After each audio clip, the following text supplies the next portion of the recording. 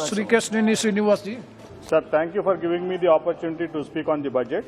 Sir, the budget has laid out a vision of development for the next 25 years with a major emphasis on capital expenditure. The proposed capital expenditure increased by 35% to 7.5 crores, 5 lakh crores compared to last year. This is definitely a praiseworthy step.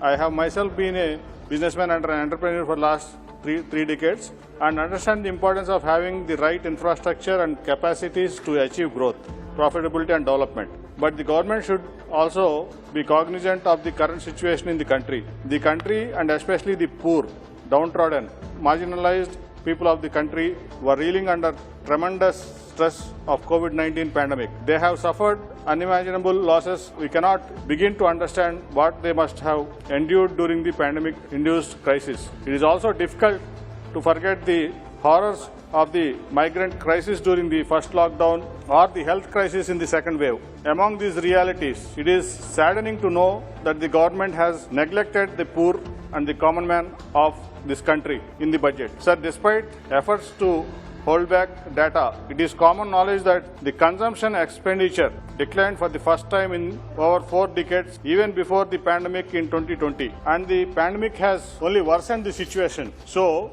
heavily relying on supply side measure to boost the recovery of the Indian economy can be counterproductive, at least in short time. The principle of crowding in private investments will hold true only in the context of healthy demand for goods and services from the public. But presently, that is not the case. Further, the capacity utilization in the industry is around 65% as per the RBS capacity utilization survey.